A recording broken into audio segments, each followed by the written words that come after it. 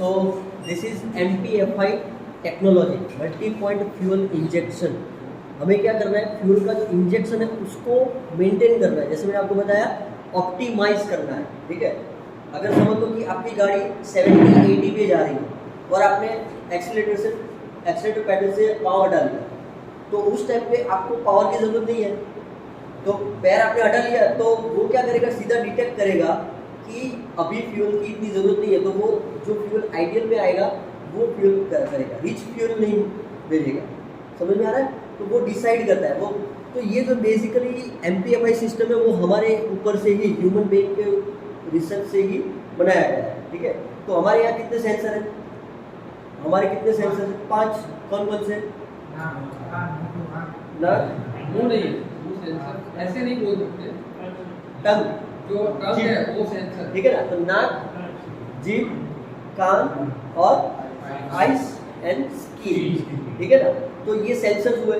अब ये सेंसर क्या करते हैं, सिर्फ देखते हैं और सिग्नल भेजते हैं। कहाँ पे सिग्नल भेजते हैं? ब्रेन पे। तो ये ब्रेन जो है उसको हम बोलेंगे इंजन के, इसकी भाषा में, MPFI सिस्टम की भाषा में ECU, इंजन कंट्रोल यूनिट, ठीक है ना? और वो क्या करेगा, एक्चुएटर को मैसेज भेजेगा। एक्चुएटर क्या है हमारी बॉडी में, जैसे हमारे हाथ है, पैर है, वो हमारा एक्चुएटर है। ठीक है, तो एक एग्जांपल आपको दे दूं कि मैं अगर चल रहा हूँ, ठीक है ना, और सामने मैं सांप देख रहा हूँ, तो क्या होगा, देख रहा हूँ, सेंस किया, सिग्नल भेजा, यहाँ पे ये क्या करेगा, कैलकुलेशन करेगा, थोड़ा बहुत सोचेगा ECU, और वो क्या करेगा, सिग्नल भेजेगा एक्चुएटर को कि भाई कूदना है, पीछे हटना है या मारना है ना? डिपेंड करता है सिचुएशन क्या है। तो क्या करता है, सेंसर जो है वो सिग्नल भेजता है ECU को, और ECU किसको ऑर्डर करते हैं, एक्चुएटर। तो उसी तरह यहाँ पे भी ये सिस्टम है। तो यहाँ पे देखो, इसमें कौन कौन से सेंसर्स हैं उसकी हम बात करेंगे। सेंसर कौन कौन सी पोजीशन पे रखे हुए हैं, ठीक है? तो बाइक है या गाड़ी में कौन सी पोजीशन में कहाँ पे सेंसर लगे होते हैं। तो पहले तो कंट्रोल सिस्टम, जिसका हम नाम बोलेंगे ECU, engine control unit and throttle body, जो हम एक्सीलरेटर देते हैं। प्रेशर रेगुलेटर, यहाँ पे उसका फंक्शन दिया गया है to control the fuel pressure, जो इंजेक्शन का प्रेशर है ना। ओके, उसके बाद है सेंसर सिस्टम, उसमें ये सब सेंसर्स है, जैसे कि इंटेक्ट एयर प्रेशर सेंसर। अगर आप समझ लो कि हाई अल्टीट्यूड पे हो, या तो आप ग्राउंड सरफेस पे हो, तो वहाँ पे क्या होगा, आपको प्रेशर जो होगा वो कम हो जाएगा। या तो हम बोलेंगे कि oxygen, intact air temperature sensor. आप लेह लद्दाख में जा रहे हो या राजस्थान में 45 डिग्री टेम्परेचर पे जा रहे हो, तो उस टाइम पे बाहर से तो एयर आ रही है, तो वो पता होना चाहिए ना कि ये एयर का टेम्परेचर क्या है, 5 डिग्री है, 10 डिग्री है, 15 है, 45 है, क्या है। उसके हिसाब से हमें क्या करना है, फ्यूल का इंजेक्शन करना है ना, कंप्लीट कंबशन के लिए। तो यहाँ पे intact air temperature, throttle position sensor, यानी कि आप कितना एक्सीलरेटर पेडल को दबा रहे हैं, TPS, थ्रोटल पोजीशन सेंसर। उसके बाद है टेम्परेचर सेंसर। टेम्परेचर सेंसर यानी कि इंजन का टेम्परेचर। कैसे मेजर करेंगे इंजन का टेम्परेचर? कूलेंट टेम्परेचर से। कूलेंट का जो टेम्परेचर होगा उससे हम मेजर करेंगे इंजन का टेम्परेचर, क्योंकि वही बताएगा कूलेंट जो घूम रहा है, ठीक है, वो आपको सर वहाँ पे बताएंगे कि कूलेंट का फ्लो कैसा रहता है, कहाँ पे क्या लगा है, इंजन में हम देखेंगे। उसके बाद है क्रैंक पोजीशन सेंसर। जैसे मैंने आपको बताया कि स्पार्क मुझे क्या करना पड़ेगा, एडवांस करना पड़ेगा, जैसे स्पीड बढ़ती है टाइम कम हो जाता है, तो स्पार्क एडवांस रिटार्ड कितना करना है, क्रैंक पोजीशन सेंसर, मुझे कब स्पार्क करना है, तो वो क्रैंक के हिसाब से डिसाइड होगा, उसका रोटेशन क्या है। देन स्पीड सेंसर, गाड़ी की स्पीड क्या है। उसके बाद एक ऑक्सीजन सेंसर। ऑक्सीजन सेंसर कहाँ पे होता है, साइलेंसर में, जैसे अपना एग्जॉस्ट गैस निकलता है वहाँ पे ऑक्सीजन सेंसर रखा होता है, तो वो डिसाइड करता है कि CO है, CO2 है, क्या है, ठीक है, तो उसके हिसाब से आगे सिग्नल भेजता है। उसके बाद है लीन एंगल सेंसर, ये मैंने ऐड किया हुआ है एक्चुअली। बाइक अगर होती है, यामाहा की बाइक में है R15 में, आपकी बाइक जो है अगर 45 डिग्री से ज़्यादा टिल्ट होती है तो इंजन कट ऑफ हो जाता है। कई बार क्या होता है कि बाइक में लोग गिर जाते हैं, उसके बाद उसके हाथ में सिर्फ हैंडल ही रहता है, स्टीयरिंग रहता है, तो फिर वो उससे ज़्यादा नुकसान होता है। थ्रोटल ज़्यादा लगा देते हैं और उससे वो ज़्यादा नुकसान होता है ना। तो ये सेंसर उसमें बाइक में ऐड किया है। Ultimately it increase the cost, but काम का है सेफ्टी के हिसाब से। तो बाइक अगर गिर जाती है कट ऑफ, है ना, इंजन कट ऑफ हो जाता है। तो ये एक्चुएटर है, इंजेक्टर है, फ्यूल पंप है, फास्ट आइडल डिवाइस है और एचटी कॉइल है। ये इजीली स्टार्ट के लिए है, एचटी कॉइल है, stack of voltage, fuel pump है, transfer the high pressure fuel और to know the vehicle angle. Okay, तो ये फंक्शन जो भी सेंसर्स है, एक्चुएटर्स है। अब कौन से सेंसर्स कहाँ पे है, ये भी सेम चीज़ है जो मैंने आपको बताया कि यहाँ पे ये सिग्नल आ रहा है और ये एक्चुएटर को ऑर्डर कर रहे हैं। भाई कोई प्रॉब्लम છે પાછળ બે જણા મનમાં મલકાઓ છે એટલે બહુ આ ભાઈ તો બહુ મલકાય છે હે કશું નહીં એવું જ છે ના એટલે આ તો કેવું છે કે ભાઈ જો અહીંયા જે અમે ચલાવતો હોય ને મને તો બધા ઓબ્ઝર્વેશન હોય કોણ તમારામાં કોણ શું વિચારતો છે ને એ બી મને ખબર પડે તમે બોર થાઓ છો કે ઇન્ટરેસ્ટેડ છો એ બી મને ખબર પડે એટલે મને ઈચ્છા થઈ ગઈ કહેવાની ભાई थोड़ी बार हंसतो तो खुशी हुई। चलो तो यहाँ पे फ्यूल इंजेक्शन सिस्टम में देखो यहाँ पे ये क्या है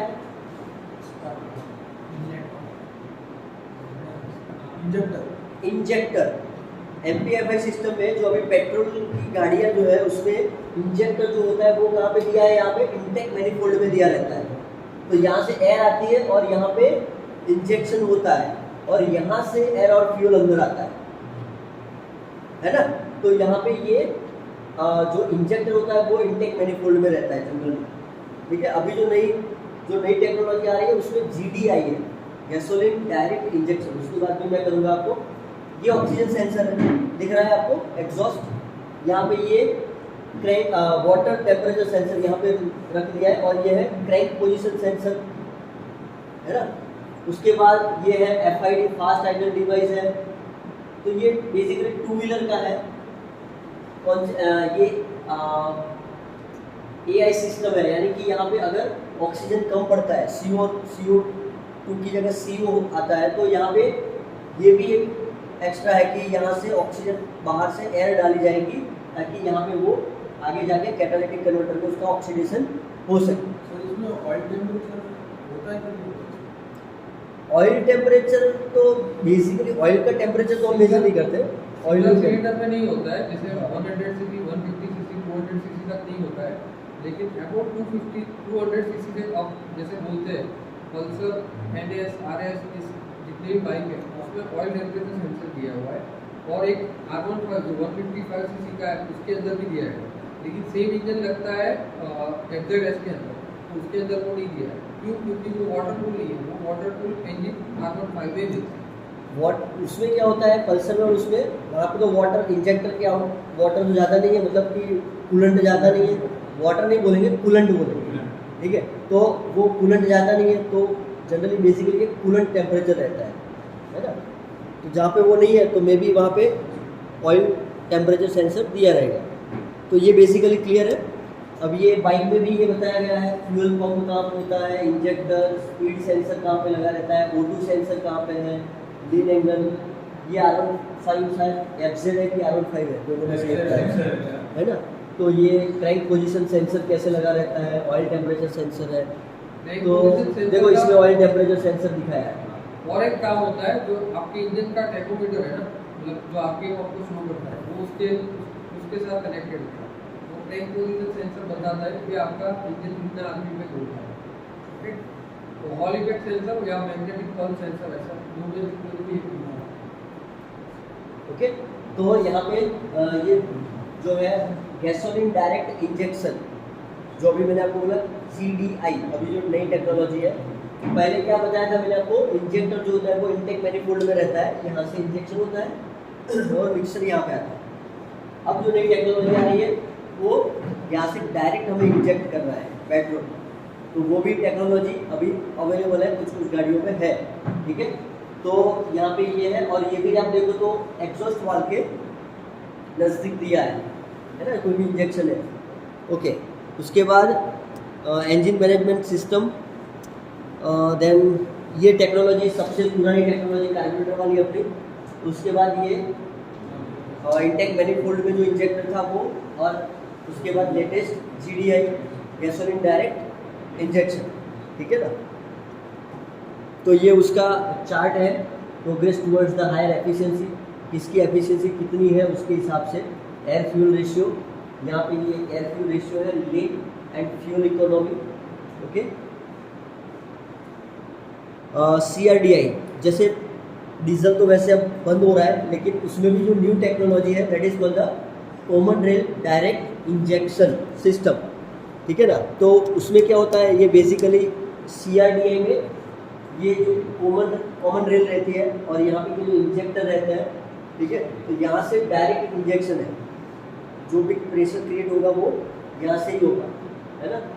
तो यहाँ पे ये इसके जो भी पंप है या कॉमन रेल है, इंजेक्टर है, ये इस तरह से रहता है, और उसमें भी ECU तो रहता ही है।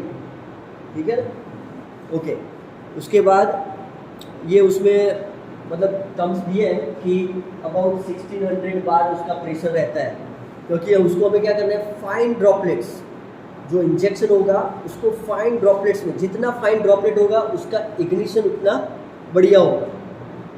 तो उसको फाइन ड्रॉपलेट्स में कन्वर्ट करने के लिए उसका प्रेशर भी रहता है, वो इतना बहुत ज़्यादा रहता है।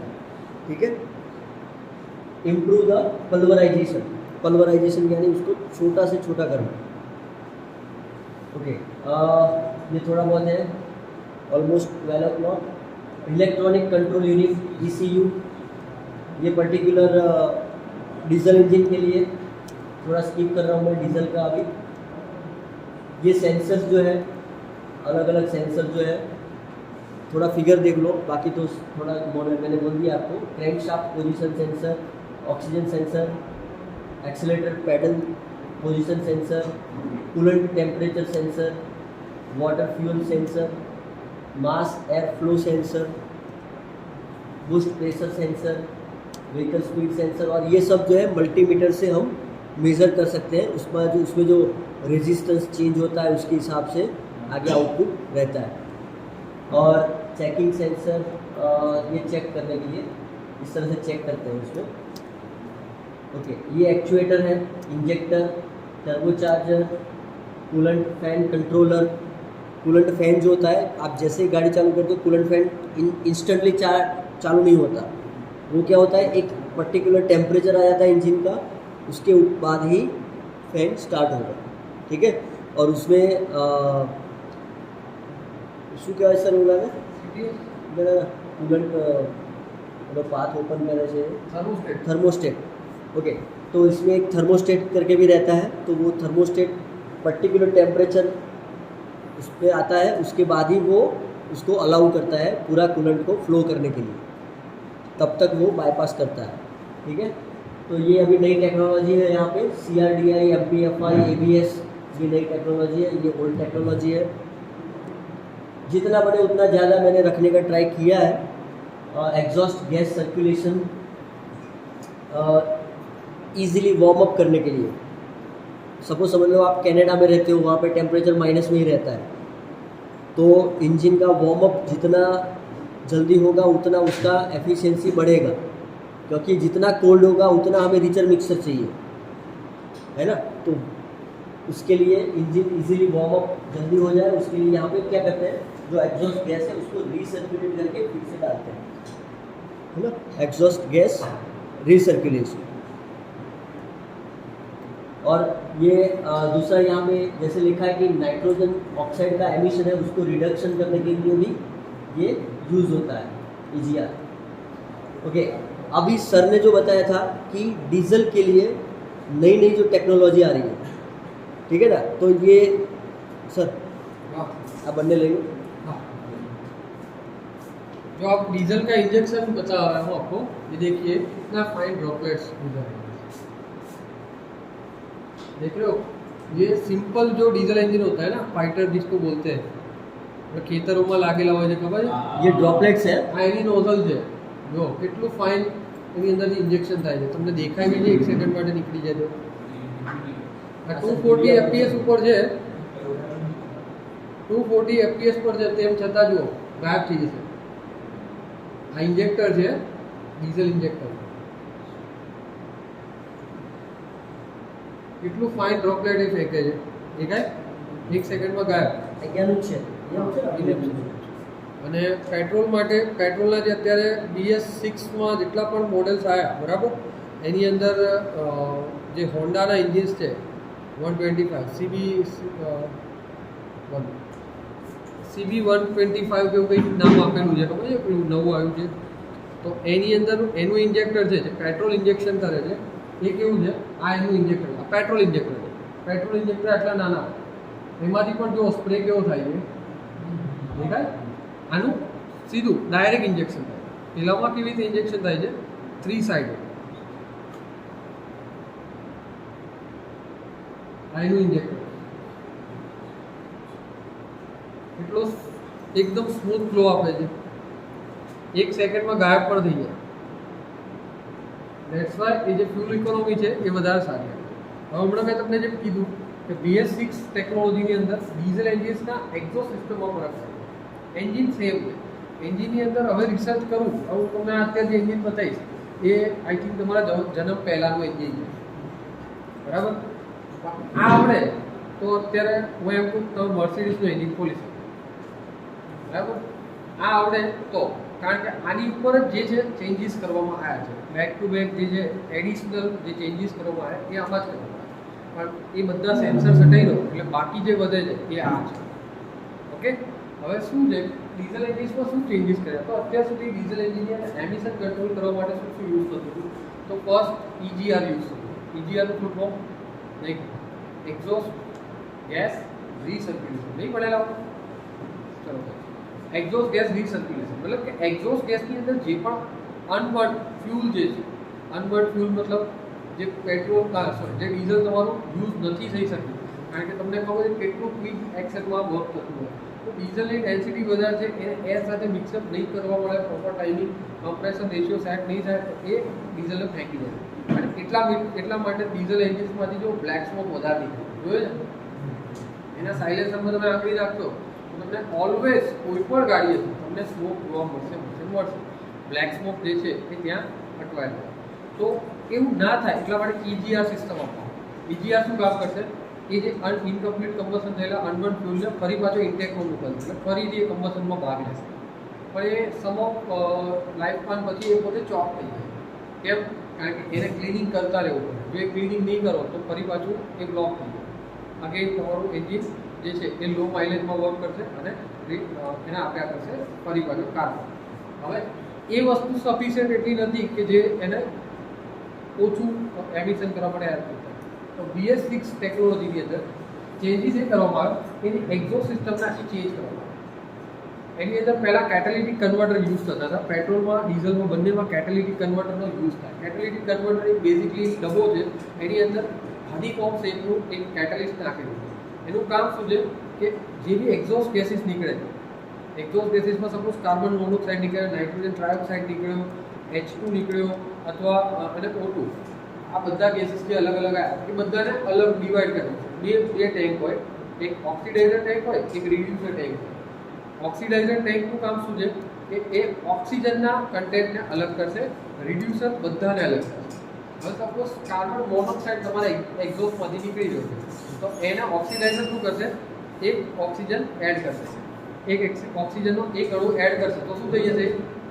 CO2. કાર્બન મોનોક્સાઇડ મતલબ CO, જે ઝેરી વાયુ છે, આપણા શ્વાસમાં ના લે. ઓક્સિજન અંદર એડ થાય શું થાય? અંદર કાર્બન ડાયોક્સાઇડ, જે બ્રીથિંગ ગેસ છે કોના માટે? ઝાડ ને એ બધા, બરાબર, પ્લાન્ટ્સ માટે એ ઓક્સિજન જેવું કામ કરે છે. હા, 5 ઇક્વેશન છે. આ જે છે ફોર્મ્યુલા જો CO + H3 + NOx આ તમારા એક્ઝોસ્ટમાંથી નીકળે છે. Changes to CO2 + H2O + N2. એને શું કર્યું? જે NOx હતા એના બધા ઓક્સિજન લઈ લીધા તો શું વધી ગયું? નાઇટ્રોજન. નાઇટ્રોજન ઓલરેડી કેટલો છે હવામાં? 78%. આ એકલો હાર્મફુલ છે નથી. તો આને ઉઠાઈને અહીંયા મૂકી દો, આને એક ઓક્સિજન આપી દો, બીજું ઓક્સિજન લઈ જાય. પણ CO2 થયો, અહીંયા અગેન એક C વધ્યો, આ C ફરી પાછો અહીંયા કર્યો, તો કેટલા થયા? 2CO2 થયા કે નહીં? ઓક્સિજનના બીજા જે અણુ તૂટતા હતા ને એ આને આપી ગયા. હવે શું બન્યું? 2CO2 પ્લસ H2O, O જે આયા ઓક્સિજન બીજા જે વધેલા એ આના એટલે H2O plus N. N nitrogen હવામાં ખુલ્લો પડે છે, H2O પાણી, સાયલેન્સરમાંથી પાણીના ટીપા પડતા જોયા છે ગાડીમાં? જોયા છે? હા, તો એ આના લીધે આવે, કમ્પ્લીટ કમ્બશન થવાના લીધે આ કામ છે કેટાલિટિક કન્વર્ટરનું. જેમાં નહીં હોય એમાં નહીં થાય. Okay, and again CO2, 2CO2 that means carbon dioxide, જે આપણે એન્વાયરમેન્ટમાં ડમ્પ કરીએ એ પણ હાર્મફુલ છે. સમ ઓફ એક્શન અત્યારે જે તમને ગરમી લાગે છે એના કારણે જ છે. એન્જિન એક્ઝોસ્ટમાંથી જેટલો CO2 આપણે જનરેટ કરી છે બધું જાળવા નથી લેતા, એના કારણે શું બને છે? Global warming. ઓકે, તો ગ્લોબલ વોર્મિંગ ના થાય એના માટે આપણે એને રિડ્યુસ કરવા માટે અત્યારે BS6 ટેકનોલોજીની અંદર ચેન્જીસ છે. હવે એમાં શું છે? એક યુરિયા ટેન્ક, મતલબ કે તમે ડીઝલ કાર કોઈ પરચેસ કરી હમણાં BS6 નહીં ક્યાંય જુઓ તો જોજો. હા, ડીઝલ બસીસ તો એની અંદર શું હોય કે જ્યાં ડીઝલ ભરવા જગ્યા છે ને, ડીઝલ ફ્યુલ લીડ આપેલી છે ને, એની બાજુમાં એક બીજી અલગથી લીડ આપેલી છે જેની અંદર તમે એક ફ્લુઇડ નખાવો છો જે તમારી કંપની સર્વિસમાં જાય ગાડી ત્યારે તમારે નાખી આપે. એને કહેવાય DEF, diesel exhaust fluid. Okay, આ યુરિયા એનું બેઝિકલી એનું નામ છે યુરિયા, પણ એ નામ કઈ રીતે ઓળખાય છે? DEF, diesel exhaust fluid. Okay, બીજો વર્ડ, આ પહેલો વર્ડ છે DEF, બીજો વર્ડ છે DPF, that is diesel particulate filter. હમણાં સાહેબે તમને બતાવ્યું હતું કે પાર્ટિક્યુલેટ મેટર્સ નીકળતી હતી ડીઝલમાં, પેટ્રોલમાં નથી નીકળતું. તો જો PM છે એ એક ટાઈપનું ફિલ્ટર છે. આ શું છે ખબર છે તમને? મેં હમણાં કીધું કે ડીઝલ ગાડીની પાછળ ઉભા તમને અનવેલ મિલ જાય તો એની અંદર ડીઝલ સૂટ્સ નીકળે, નાના રેસા નીકળે, એકદમ ઝીણા રેસા નીકળે. અને તમે આખો દિવસ એ ડીઝલ એન્જિન સાથે કામ કરો ને તો તમે ફીલ કરજો. તમે સપોઝ વ્હાઇટ રૂમાલ યુઝ કરતા, તમે ખાલી આમ આટલું ઘસશો ને તો અહીંથી તો બ્લેક તમારા સ્કીન ઉપરથી નીકળશે. તો એનું રીઝન શું છે કે જે શૂઝ છે એ ચોંટી જશે, એ તમારા શ્વાસમાં જે શું થાય? બ્રોન્કાઇટિસ, અસ્થમા, આવું બધું થાય. બરાબર? એવું ના થાય એટલા માટે આને રિડ્યુસ કરવા માટે અહીં એક ફિલ્ટર યુઝ કરો. જેમ તમે એર ફિલ્ટર યુઝ કરો છો સેમ એઝ તમારું એક્ઝોસ્ટ ફિલ્ટર યુઝ થાય છે. આ એક્ઝોસ્ટ ફિલ્ટર શું કરશે? આવા જેટલા બી ઝીણા રેસા જે કણો છે એને એબ્ઝોર્બ કરી લેશે અને બાકીનો ફ્લો જવા દે. તો અહીંયા જે મેઇન સૂચ હતા એને અટકાવી દીધા. હવે જે વધ્યું એની અંદર શું થયું કે ભાઈ અહીંયાથી જુઓ તમે TF, NO2, HC, બરાબર? NOx છે, HC અને CO છે. ઓકે, આટલા ગેસીસ આવ્યા. હવે આને શું કર્યું? NOx માં કન્વર્ટ નથી, અલગ કરી નાખ્યું, આને અલગ કર્યું, HC છે, આ બધું અલગ કર્યું. આ ઓક્સિડાઇઝર કેટાલિસ્ટ છે. આ ઓક્સિજન એડ કરશે, આનો ઓક્સિજન આને આપશે. NO માંથી શું બની ગયું? NO2. CO માંથી CO2 બનશે અને HC છે એને અલગ કરશે. આગળ SCR કેટલ, આ બીજો વર્ડ છે SCR, that is your selective catalytic ratio. Selective catalytic ratio. આની વચ્ચે અહીંયા સ્પ્રે થાય છે, દેખાય ત્યાંથી આવે છે, અહીંયા સ્પ્રે થાય. હવે આ શું કામ કરે?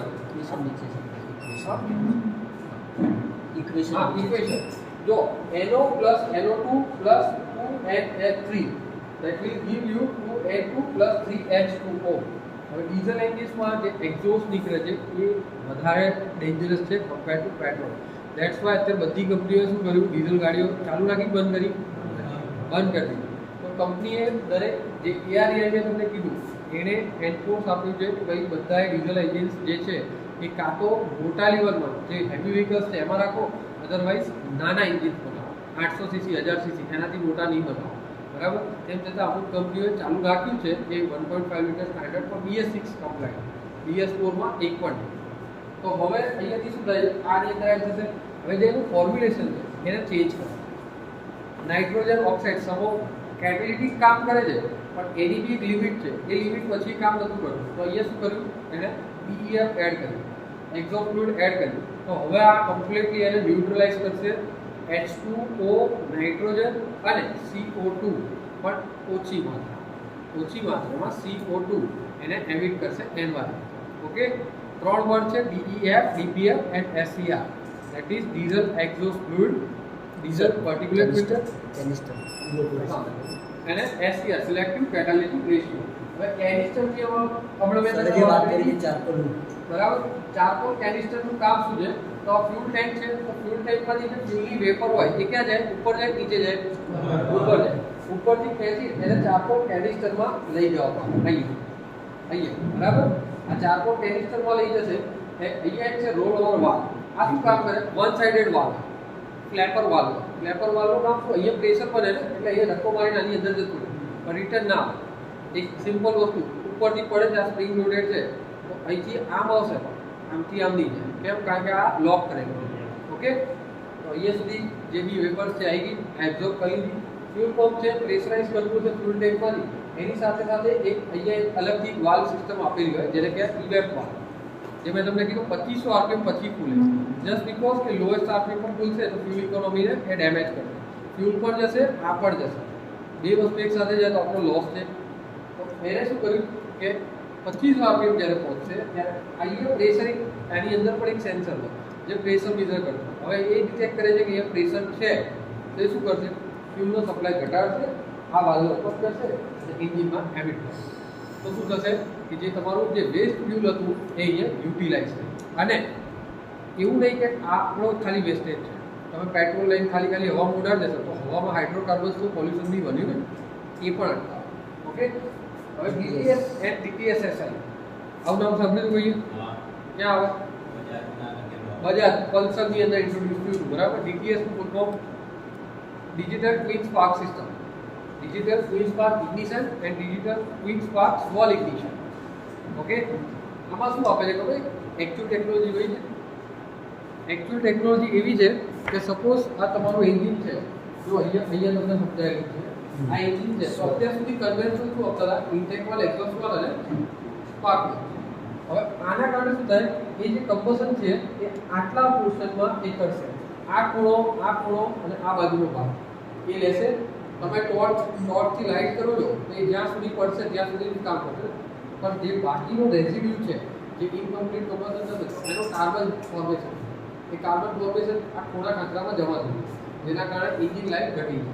તો બજાજવાળાએ આ સિસ્ટમને ઇન્ટ્રોડ્યુસ કરી. એને શું થયું? અહીંયા એક સ્પાર્ક લગી જગ્યાએ હું બે સ્પાર્ક લગાવું, જો અહીંયા આપેલા છે. હવે શું થાય છે કે આને અહીંયાથી આટલો એરિયા કવર કરશે, આટલો એરિયા કવર થઈ ગયો. અને આ બાકીનો જે ભાગ છે એ જ્યારે piston up and down motion કરતી હશે ત્યારે એ કમ્બશન મતલબ આખું સળગે છે. હવે એવું તો થાય નહીં કે એક ખૂણામ સળગે એક ખૂણામ ના સળગે, એટલો જે ભાગ છે એને એ પોતે એબ્ઝોર્બ કરે છે.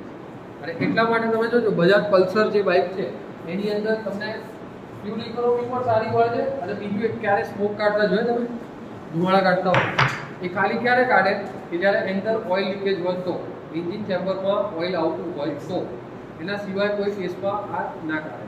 પણ આ વસ્તુ વર્ષો પહેલાં મેં તમને પહેલાં કીધું હતું કે આ બધી ટેકનોલોજી તમારા જન્મ પહેલાંની છે.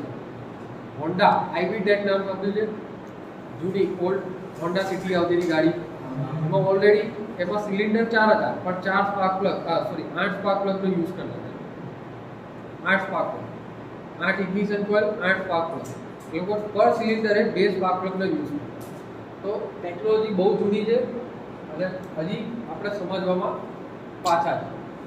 હવે DTS SI બીજું આ સ્મોલ ઇગ્નિશન જે બતાવ્યું છે, આ DTSI માં શું હતું? બે સામે મૂકતા હતા સ્પાર્ક પ્લગ, આમ બરાબર, બે સામે મૂકતા હતા તો એ લોકોને એટલું દેખાયું કે ભાઈ બંને સ્પાર્ક સામે કરે છે તો કમ્બશન એરિયા જે છે એ સારો એનહેન્સ થાય. પણ હવે એ લોકો ચેન્જીસ આવું કરે, આ સ્પાર્ક પ્લગ આમ લાગે, આ સ્પાર્ક પ્લગ આમ લાગે. હવે આ જે સ્પાર્ક કરશે એ આને આમ ધક્કો મારશે, કપલ ઓફ ફોર્સ ખબર છે ને, કપલ ઓફ ફોર્સ. તો આ આમ ધક્કો મારશે, આ આમ ધક્કો મારશે, એક સ્વલ ઇફેક્ટ જનરેટ થઈ. તો અહીંયા બતાવી દીધી સ્વલ. આ જે વસ્તુ છે અહીંયા DTS SI ના નામે